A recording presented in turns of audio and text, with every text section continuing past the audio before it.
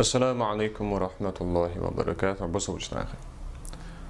Вот уже на протяжении последних нескольких десятилетий, более полувека, из источника в источник кочует телеграмма, которая якобы была написана, отправлена Николаем II, царем Николаем II, всадником ингушского полка конной, Кавказской конной туземной дивизии или дикой дивизии по случаю разгрома ими, как написано об этом в телеграмме, знаменитой железной дивизии Германской империи.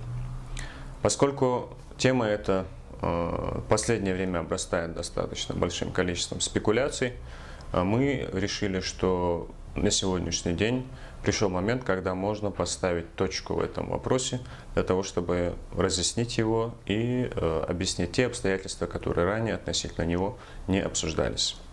Для начала мы прочитаем несколько источников, в которых приводится эта цитата телеграммы в различных вариациях, что само по себе уже странно, но сюжетная линия остается одной и той же. Первое – это автор Брусиловский, «Ислам, который мы потеряли. Политическое православие. Стратегический журнал». Второй выпуск. Москва, 2006 год. Цитата. «Как горная лавина обрушился ингушский полк на германскую дивизию. Он незамедлительно был поддержан чеченским смертоносным полком. В истории русского отечества не было случая атаки конницей врага, вооруженного тяжелой артиллерией». Дальнейшая цитата опущена, и в конце написана дата – 25 августа 1915 года. Второй источник. Крымов. Вспомнит ли Родина подвиги своих сыновей? Видимо, журнал «Ангушт», январь 2002 год, номер 18. Цитата.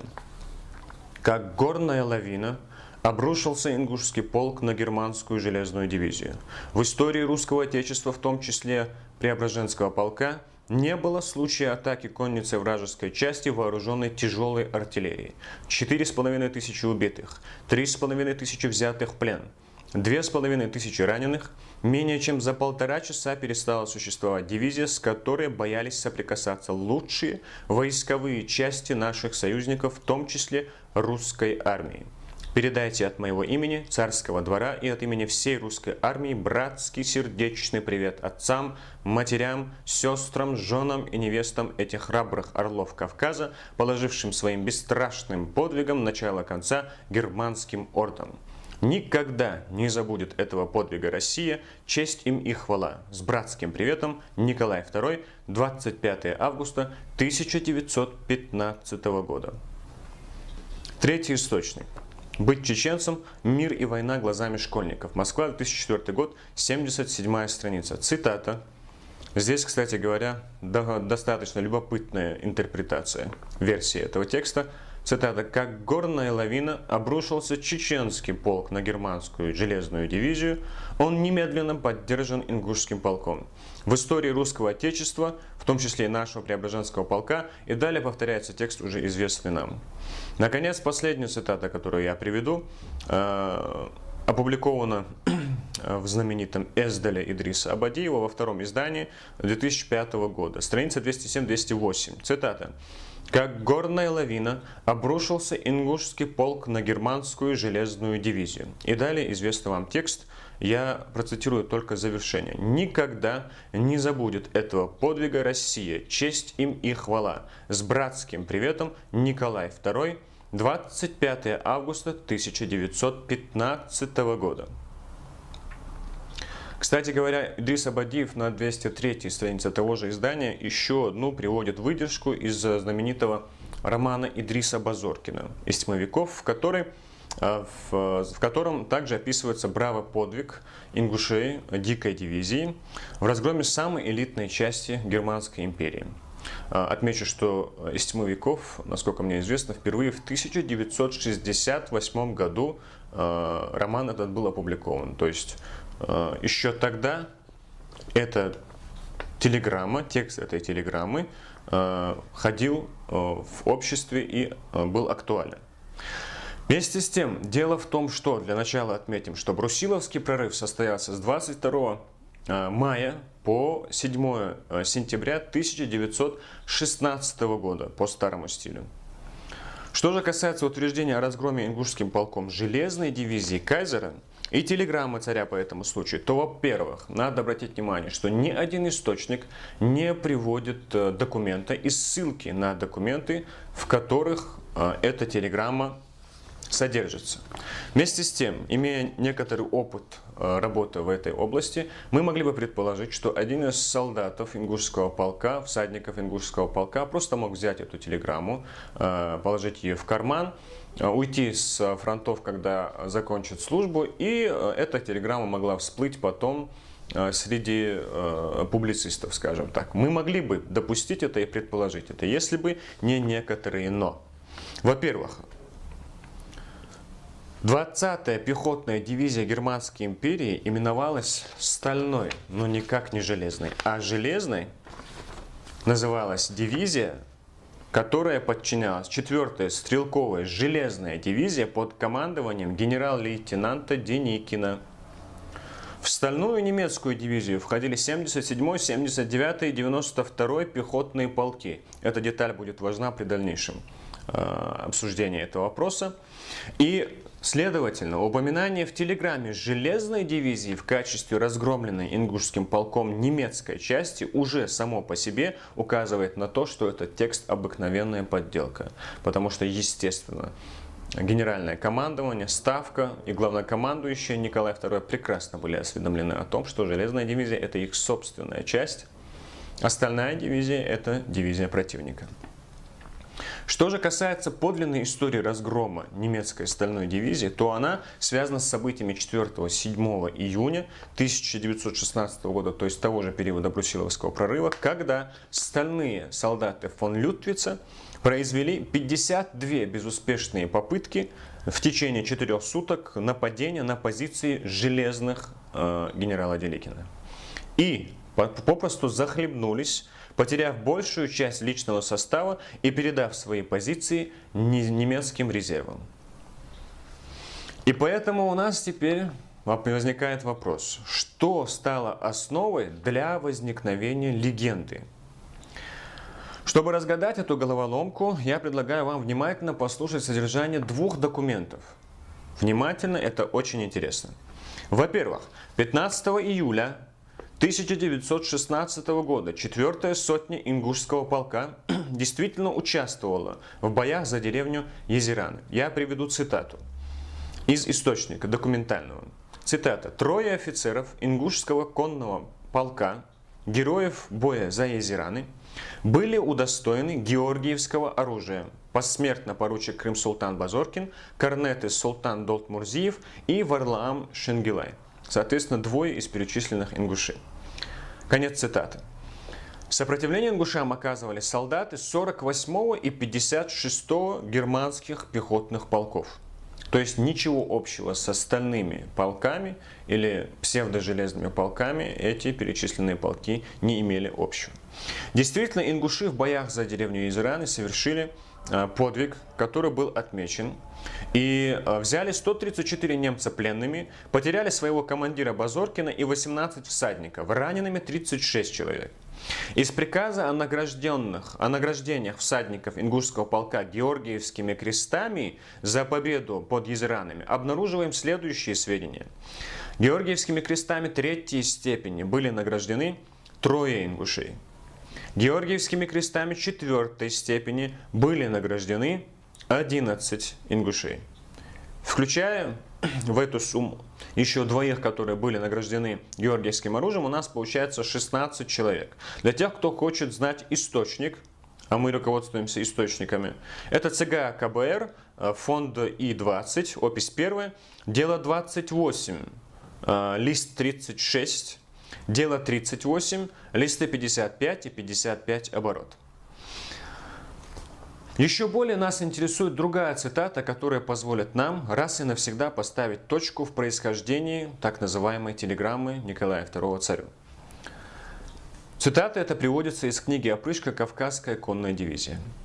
Цитирую. «Сразу же после боя за Езераны полковник Георгий Алексеевич Мерчуля направил телеграмму начальнику Терской области, генерал-лейтенанту Флейшеру, опубликованную в июле 1916 года в газете «Терские ведомости» под заголовком «Подвиг ингушей».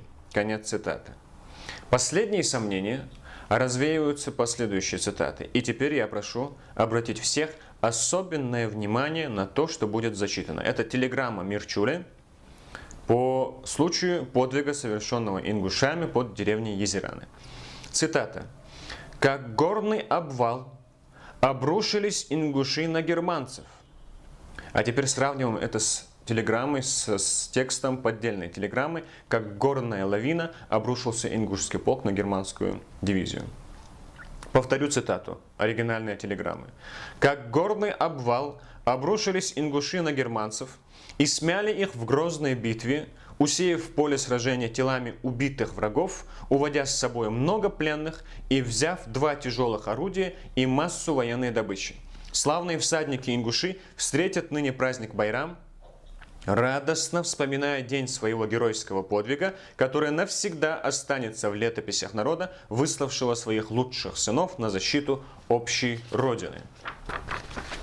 А в ингушском полку после победного боя за деревню Езераны родилась песня. Конец цитаты.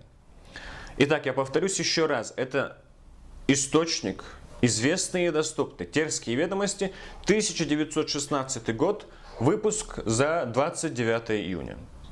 Не остается никакого сомнения в том, что основой для составления так называемой телеграммы Николая II, обращенной всадникам ингушского полка конной Кавказской туземной дивизии, послужила телеграмма Мирчуле. Вместе с тем, остается еще один вопрос. Что послужило, что подвигло неизвестных авторов, введших и вводивших на протяжении нескольких десятилетий миллионы людей в заблуждение, что мотивировало их составить эту фальшивку и какие цели они преследовали? В этой связи я предлагаю выслушать второй документ, еще один источник, его происхождение мы также озвучим, который объясняет, на наш взгляд, причину, подвигшую неизвестных составить телеграмму якобы от имени Николая II в адрес всадников ингушского полка. Цитата. 29 мая, речь идет о 1916 году, в бригадах уже знали, что форсирование Днестра, речь идет об Брусиловском прорыве, начнется в ночь на 30-е на участке, занимаемом чеченским полком. И первыми в наступление пойдут чеченцы. Далее часть цитаты опущена. Итак, в ночь на 30 мая, перед рассветом, полусотни 4-й сотни чеченского полка, насчитывавшие 62 всадника, во главе с сотенным командиром Исаулом Давидом Дадиани у деревни Ивания, вошла с лошадьми в полноводный в это время Днестр и вплавь направилась в сторону противника. Часть цитаты опущена. Неприятель, во много раз превосходивший по численности чеченскую полусотню, не выдержал ее поразительного по смелости удара и стал отступать. Часть цитаты опущена.